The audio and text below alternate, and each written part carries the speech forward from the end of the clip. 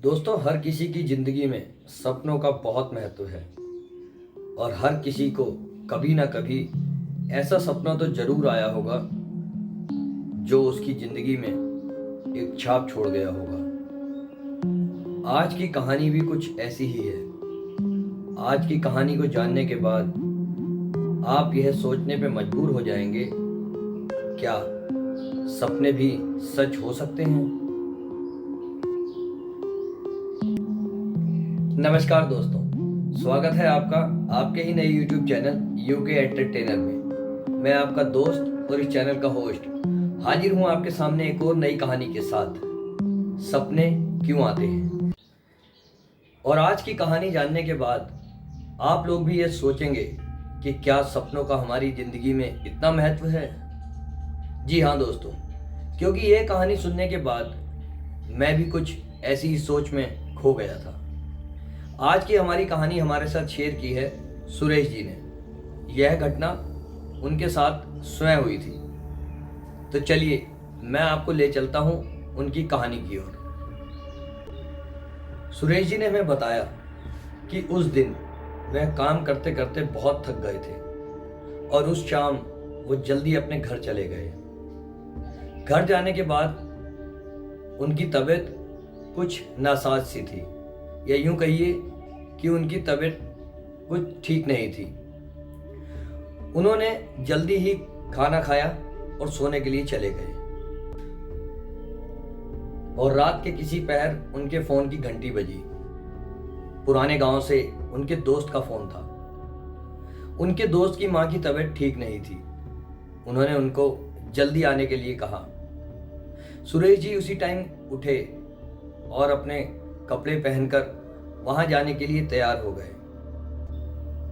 और अपनी बाइक उठाकर गांव के लिए रवाना हो गए। अभी आधा ही रास्ता बीता था कि उस गांव में जाने के लिए उन्हें नदी पार करके जाना था। नदी में बहाव कम था और पानी भी बहुत कम होता था। उन्होंने अपनी बाइक से उतरकर नदी पार करने की सोची और धीरे धीरे किसी तरीके से नदी के दूसरे किनारे तक पहुंच गए। नदी पार करते ही कुछ दूर चलने के बाद उनको एक अजीब सा मंजर दिखाई दिया। थोड़ी दूरी पर खेत में बैठी एक बूढ़ी औरत जोर जोर से दहाड़े मार के रो रही थी। उनको बहुत अजीब सा लगा कि रात के इस पहर ये कौन रो रहा है? ये कौन औरत है जो यहाँ पे बैठी किसी का मातम मना रही है? खैर, वो धीरे धीरे उस बूढ़ी औरत तक पहुंचे और उसे पूछा, क्या हुआ माई, तुम क्यों रो रही हो? पर उस औरत ने कोई जवाब नहीं दिया। सुरेश जी थोड़ा परेशान हुए और अपनी बाइक को स्टैंड पे खड़ा करके उस औरत के करीब गए। उसको फिर से आवाज लगाई, माई तुम क्यों रो रही हो? क्या परेशानी है तुम्हें? पर उसने फिर से कोई जवाब नहीं दिया। यह देखकर सुरेश जी थोड़ा परेशान हुए और आगे बढ़कर उस औरत के कंधे पे हाथ रखा ताकि वो देख सके कि इसे क्या परेशानी है। पर सुरेश जी के पैरों के तले मानो जमीन ही निकल गई हो। वो कोई औरत नहीं बल्कि एक भयानक चुड़ैल थी जो अपना भयानक रूप लिए वहां बैठी रो रही थी।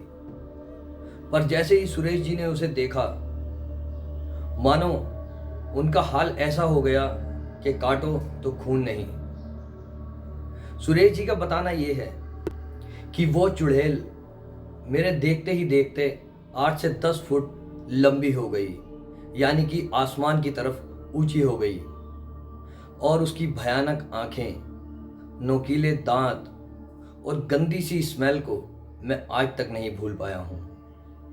और देखते ही देखते उस औरत ने, या यूं कहिए कि उस चुड़ैल ने सुरेश जी का गला दबोच लिया।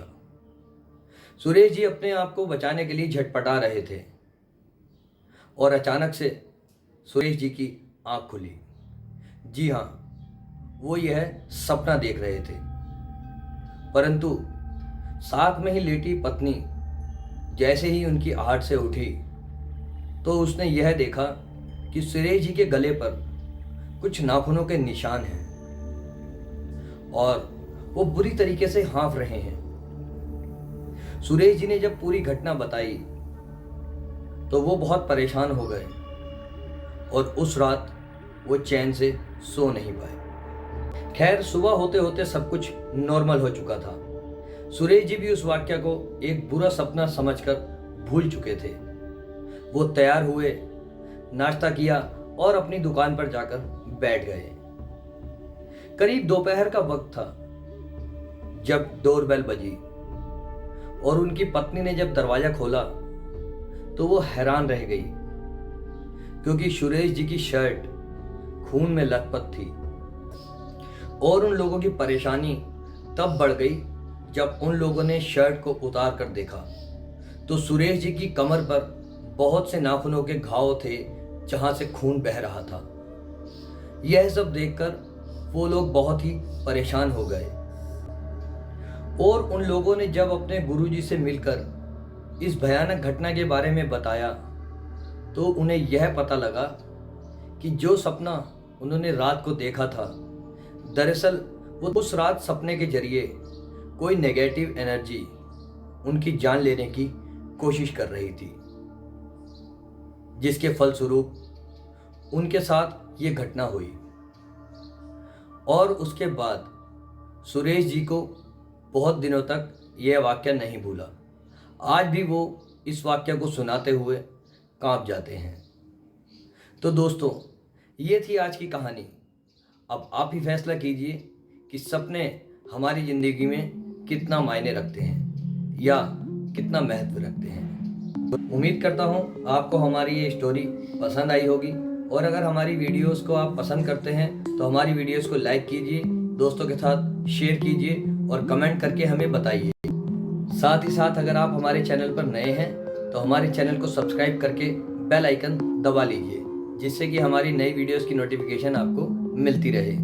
और हाँ दोस्तों, आप लोग भी हमारे साथ अपनी किसी कहानी को शेयर कर सकते हैं हमारे इंस्टाग्राम अकाउंट पे।